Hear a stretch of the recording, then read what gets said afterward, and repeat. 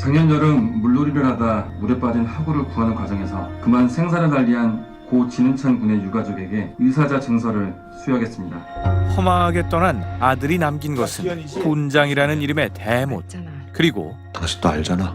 걔 잘못 없는 거. 난 그 애 보기 싫어. 은찬이가 구해준 애잖아.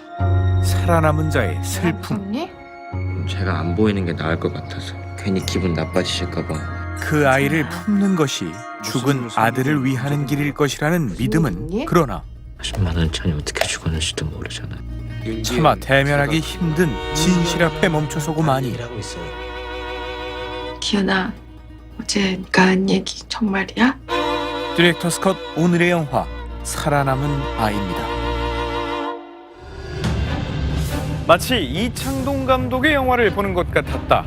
이것은 베를린 영화제 초청 당시 이 작품에 쏟아진 해외 평론가들의 찬사 중 하나인데요.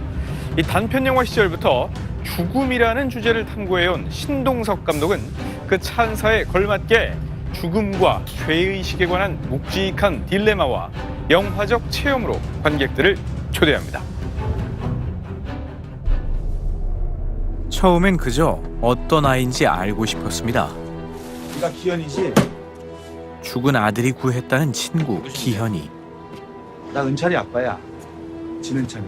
그런데 학교 간뒀다며. 돈 벌어야 해서요. 망자의 이런 목까지 얘기 꼭 잘 해야 살고 돼요. 있었다면 마음이 조금은 덜 무거웠을까? 그 사고가 있은 지도 어느덧 반년의 세월. 나 산부인과 다녀왔어. 찬이 동생 가지고 싶어 했잖아.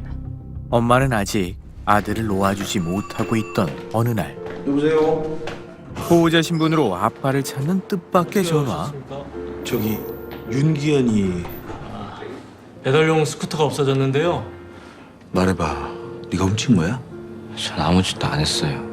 정말 억울한 건지 아님 거짓말을 하는 건지 사실 그보다 궁금한 건 따로 있었죠. 왜 나한테 연락했어? 엄만 연락 끊긴 지 오래됐고 아빠도 일하러 돌아다녀서 잘 못 봐요. 이제부턴 알아서 잘 살래. 이젠 그 밥벌이 수단마저 끊어진 상황. 아저씨가 인테리어 가게 하는데 뭐 와서 잔심부름도 좀 하고 기술도 배우고. 일손을 덜어주리라는 기대는 하지도 않았습니다. 지각이래? 아들과 동갑인 고등학교 자퇴생, 생계전선으로 내몰리지 않았다면 한창 놀기 좋아할 나이에 소년에 불과했으니 기현이, 얘 나와봐. 자신이 데리고 차근차근 일을 가르치려는 아빠의 모습에서 첫 번째 디렉터스 컷이 시작됩니다. 이 영화에서 도배 작업은 죽음에 관한 인물들의 태도를 비유하는 핵심적인 장치입니다. 영화의 첫 장면은 아빠가 천장을 뜯는 모습에서 시작되는데요. 이것은 그가 죽음을 외면하거나 덮어버리지 않고 직시하는 인물임을 표현하는 반면, 기현이에게 도배란 죄의식으로 죽음의 기억을 덮는 과정이니 얼룩 배 나와서 안 배 나왔어? 응? 하얀 벽지는 잘 비치니까 미리 짜투리로 저 두텁게 덧대라고 했지. 매번 집을 허물고 새로 지을 수 없듯 죽음의 기억도 지워버릴 수 없는 법. 때론 들춰보고 때론 슬픔을 덧대면서 어떻게든 살아가야 하는 게 인생이라는 주제가 여기에 녹아 있습니다. 어느새 기현이도 자격증을 노려볼 만큼 이 일이 손에 익어가고 마치 또 하나의 아들을 얻은 듯 조금씩 되살아나는 일상의 행복감. 근데 이 기분을 나만 누려도 괜찮은 건지. 어떻게 해야 돼? 뭘? 은찬이도 동생 낳아달랬다며. 인공수정 해야 된대. 아이고 참. 간만에 한 침대에서 자본했더니만. 식탁의 웃음기는 또 얼마만인지 새로운 생명의 희망과 함께 부부의 가게 출근을 재개한 어느 날, 기현이의 얼굴을 엄마는 본 적이 없었습니다. 몇 살이에요? 18살이요. 일한 지 얼마나 됐어요? 다음에 다시 올게요.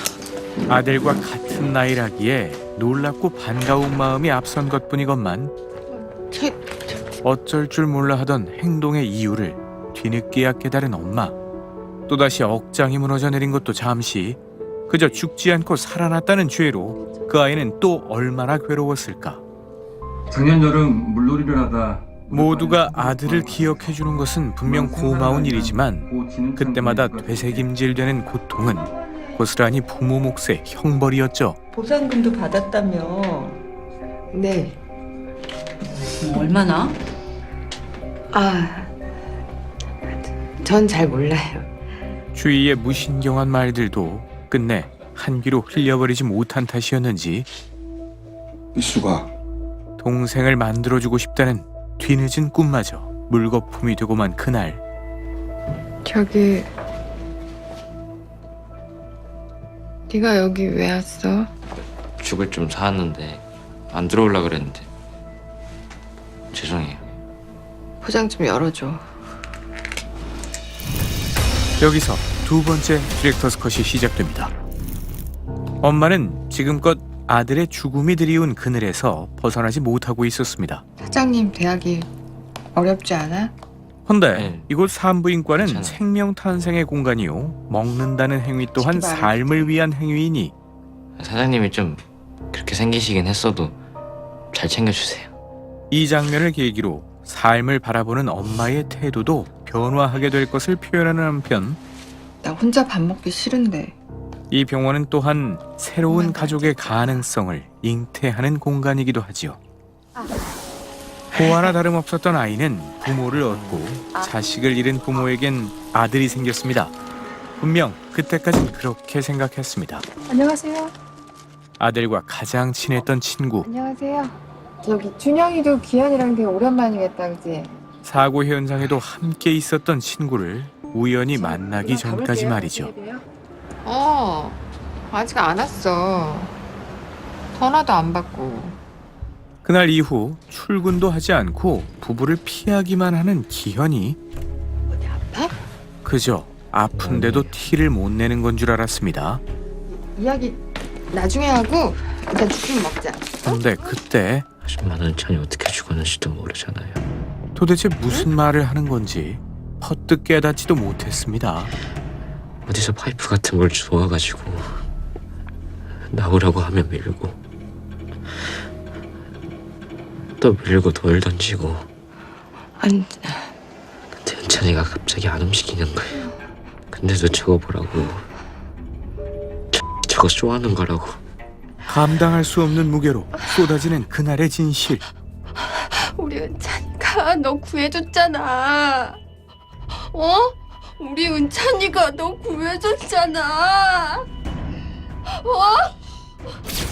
아들의 빈자리를 메운 것이 아들을 죽게 만든 장본인이었다니. 혹시 다른 애들 때문에 말 못하는 거 아니고?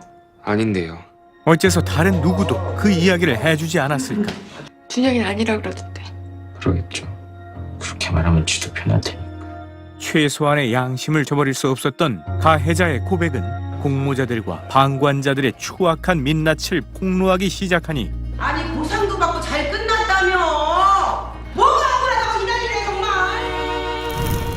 벽지를 덧대듯 죄의식을 덧대다. 그리고 생명과 가족, 탄생의 공간.